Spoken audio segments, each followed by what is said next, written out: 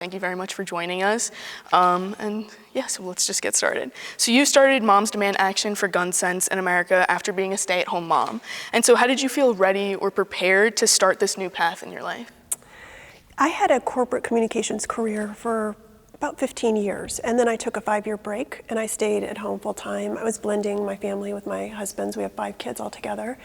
And it was really at the end of that 5 years that I was thinking about, okay, it's time to go back to work.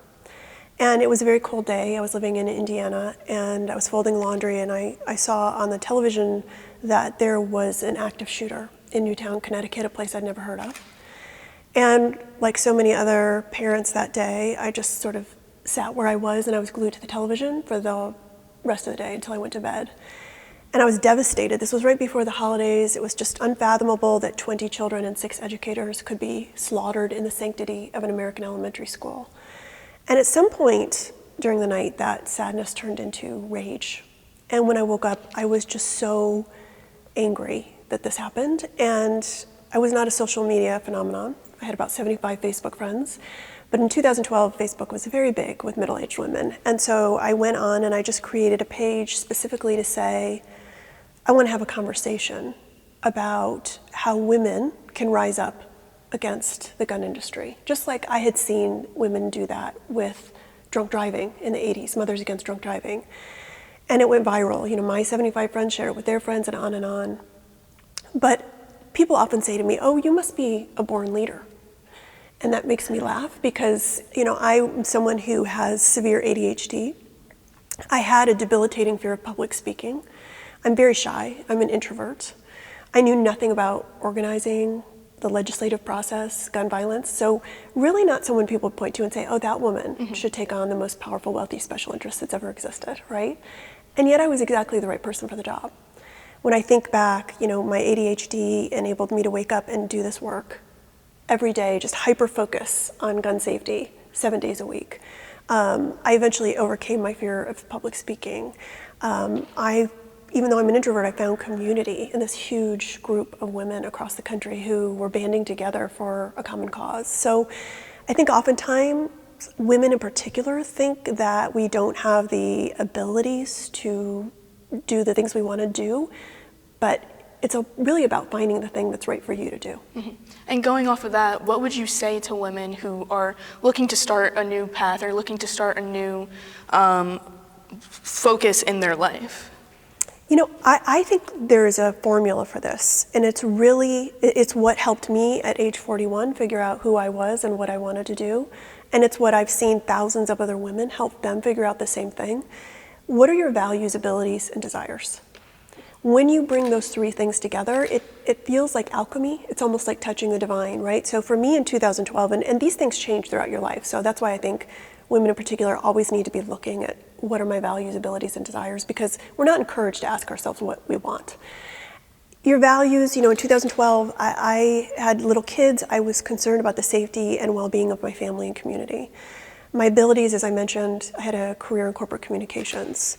And my desire was kind of to stand shoulder to shoulder with a badass army of women like I'd seen happen throughout history to protect my family and community.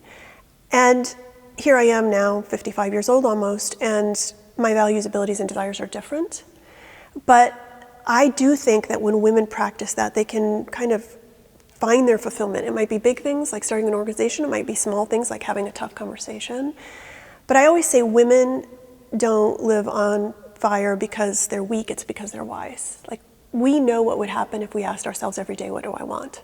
Governments would topple, institutions would fail, family systems would fall apart because so much rests on our shoulders. And I think women of all ages, whether you're just starting college or you have a career in a young family, you're an empty nester, you're retired, we should constantly be asking ourselves, like, what do I have to bring to the world? Mm-hmm. And so when you made that Facebook post about the aftermath of Sandy Hook, did you see yourself leading a national organization? Not at all. As I mentioned, like, I was not the person I think that people would have looked at to lead on this issue or, you know, a national organization.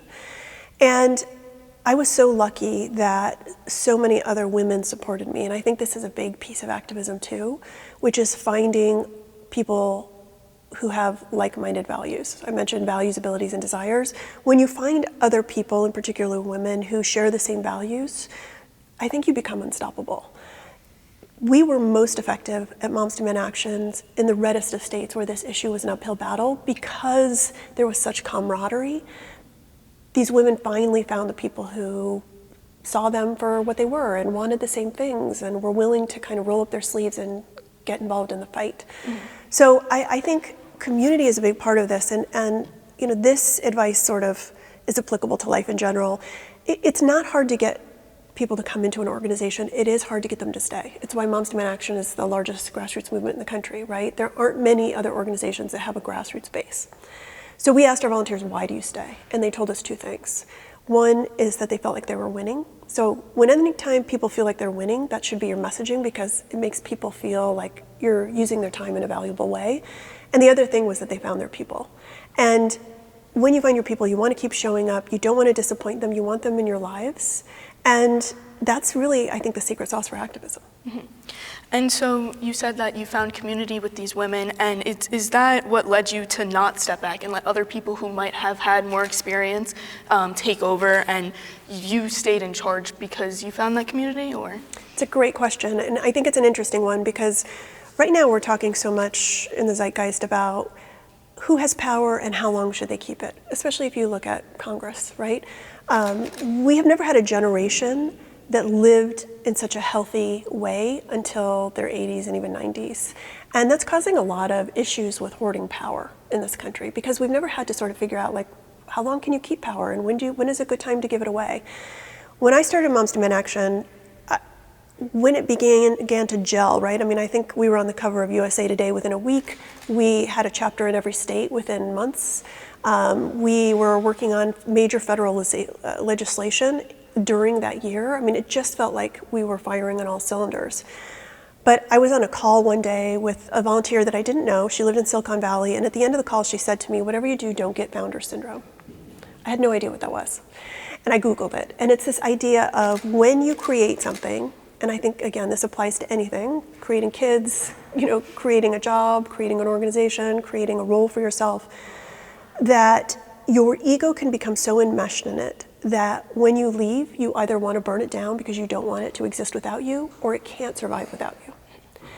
And I did not want that to happen with Moms Demand Action. I wanted it to last into perpetuity.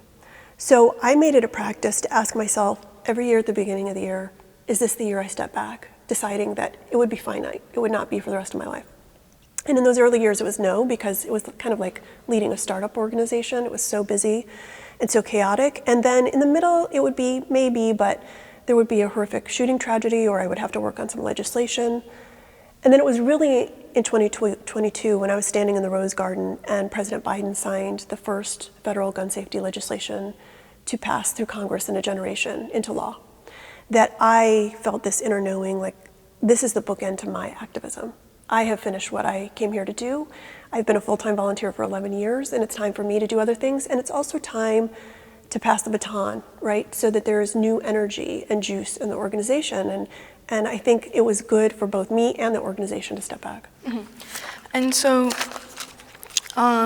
you stepped back in 2023, and you said that the Biden signature was what kind of prompted that decision. When you look back now, in the 2 years that you've been away, how have you seen yourself grow, and then how have you seen the organization grow without you? It's a good question, too. You know, I passed the baton over to a woman, a Black woman with 4 children who lives in Washington, D.C., who has a very different idea of what gun safety is, what gun violence is, and who has new and different perspectives to bring to the organization. And I think that has been incredibly good for the organization. And not only has she stepped up, but I have seen our volunteers play a bigger role too. I was sort of the tip of the spear for so long that when I left, it gave people more room to take leadership positions. So I think it's been wonderful and amazing. And it's interesting to watch the organization change and grow from the sidelines. And again, a practice to kind of balance my own ego with what the organization is doing, because it's not mine anymore. For me, you know, I thought after I stepped back, oh, I'll take a break. You know, it's been a long 11 years. And instead I got a call from Maria Shriver, who was always an admirer of Moms Demand Action, and she said, you know, I have a book in print, I want you to write a book for me. So I went from being on the road constantly and working on gun violence prevention to sort of sitting in a chair and writing a book for the next 9 months. But I think it was a really important way to close that chapter of my life, to write about everything I'd learned and tell the stories of nearly 100 different women. And that formula, that idea of finding your values, abilities, and desires, I hope that's the legacy that I leave behind. And Moms Demand Action has used hashtag activism to get businesses like Chipotle to stop their open carry policies. So how has social media been a tool for you and Moms Demand Action to cultivate activism and messaging? Yeah, I always wonder how Mothers Against Drunk Driving did it in the 80s. They had called each other on their rotary telephones and drove to each other's homes, or sent snail mail. I don't know how these women did these amazing things in under a decade without social media. Because the first thing that we did when we started Moms Demand Action was to use Facebook and use Twitter, and those were sort of the two most heavily used tools at the time, to force change. And the way we look at our activism, sort of our theory of change, is that we were going to create change legislatively, electorally, and culturally. And social media was a way to do all of those things, right? We could go online and thank and shame lawmakers using a hashtag, or talking about a hearing that was coming up. Electorally, we could promote what we called gun sense champions, lawmakers who had an A rating from us and were good on the issue of gun safety. But also what you mentioned, this idea of changing the culture through corporations. I can remember I was watching the news a few months after I started Moms Demand Action, and I saw that people were showing up inside Starbucks on February 2nd to open carry, so 2-2, right, in honor of the Second Amendment. And I just thought, wait a minute, I spend every Saturday at Starbucks with my kids.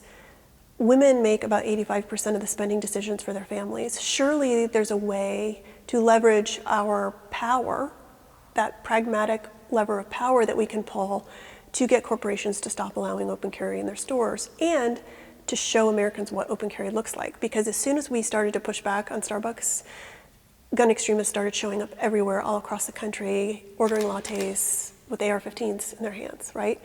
And so it showed Americans what it looked like to open carry, which is legal in more than 40 states. But also, it put a lot of pressure on a company that was beholden to women customers. And volunteers were not happy with me. They kind of felt like we were stepping out of our lane. And yet, within 3 months, we were able to get the CEO of Starbucks to come out on national television and say that guns were no longer welcome in their stores. And that was just the beginning of getting hundreds of restaurants and retailers to follow suit, often just using a hashtag. Right. And Moms Demand Action has had volunteers elected into public office. Can you talk about some of the resources Moms Demand Action has to develop and support candidates? It took a couple years before we realized that our volunteers were just running for office on their own. They weren't even asking us. They had never been politically active. They came into the organization and, to be honest with you, met with a lot of their lawmakers who are not rocket scientists and realized they could do this themselves. And we decided to put together a program, Demand a Seat, that would help train and recruit our volunteers to run for office at all levels of government, everything from city council and school board to state house and Congress. And we put millions of dollars into this to train these women, to encourage them to run. And it has been amazingly successful. There are now 3 members of Congress who are Moms Demand Action volunteers. And we have women all across the country who are now elected officials at all levels of government because of that program. But it also is just intuitive, right? Once you give someone the tools to shape policy, they just want to start to be the ones that make the policy. So civic engagement is sort of a gateway drug to running for office. And why do you think personally that Moms Demand Action has had such success as a grassroots organization that's mobilized thousands of people across the country? This is part that I will take credit for, which is, I cut my teeth in communications on creating brands and creating messaging. And I just knew intuitively that we could create a brand that made women feel empowered and not scared. In those early days, and even now, when Moms Demand Action volunteers show up with their kids in strollers at rallies, at marches, at state houses, they're often surrounded by mostly men who are armed, who are trying to intimidate and silence them. And I didn't want that to dissuade volunteers from joining our cause. And so what we did was to create a brand that makes women feel empowered and makes them feel like they have autonomy when, you think about it, women only hold about 25% of the 500,000 elected positions. We're only about 5% of Fortune 1000 CEOs.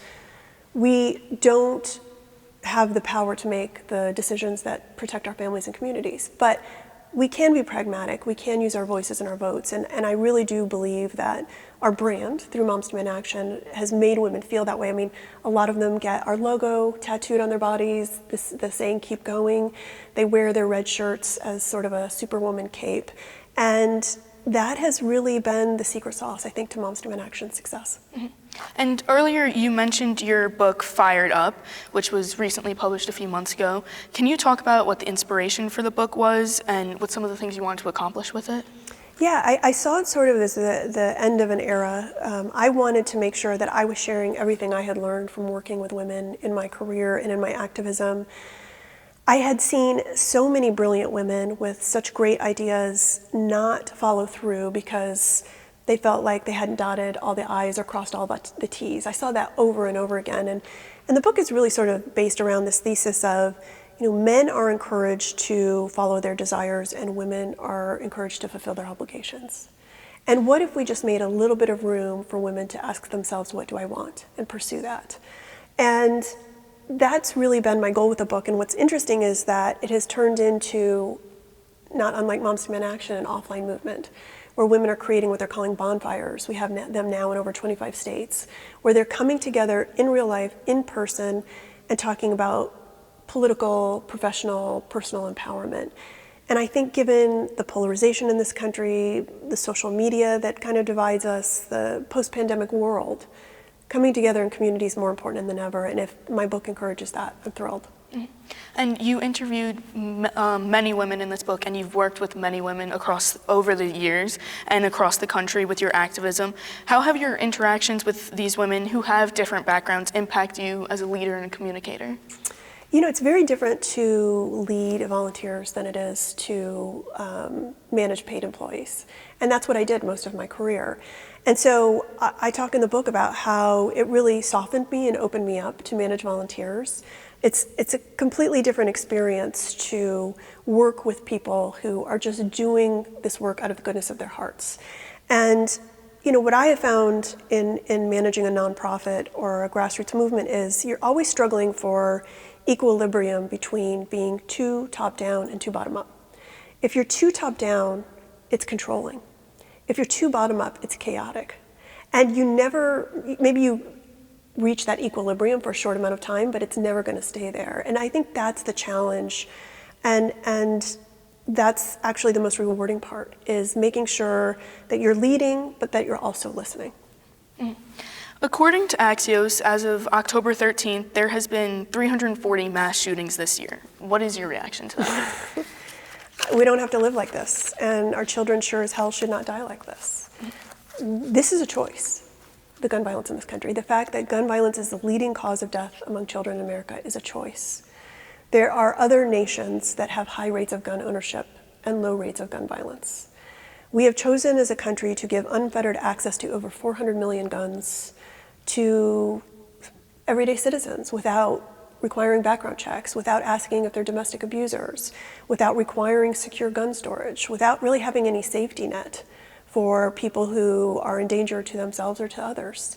And having over 120 people die of gun violence every single day is a very logical outcome of those decisions. And it is something that we can change, and it has been changing, especially in blue states. But we're all only as safe as the closest state with the weakest gun laws, right? What we really need are stronger federal laws, a background check on every gun sale, for example. We don't even have the most basic of safety nets around gun safety in this country. So as long as we continue to elect lawmakers who are beholden to the gun industry, or many of whom have actually bought into the rhetoric around guns now. I mean, when I started Moms Demand Action, a lot of it was just posing. I think these days we're actually electing lawmakers who believe that somehow more guns make us safer. If that were true, we wouldn't have the highest rate of gun violence of any developed nation in the world. But I believe that just like eventually, we tackled the alcohol industry and the tobacco industry and now the opioid industry, guns will eventually be no different, and we'll look back and say, how did we as a nation allow such horrific chaos when it came to guns. But that doesn't happen unless we keep fighting for it. You're here on campus today to take part in this forum. What is your message you hope to impart on ELN students who are going to be attending?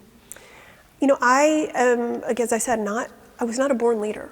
I was just someone who was outraged by what happened inside an elementary school in 2012, and I took action.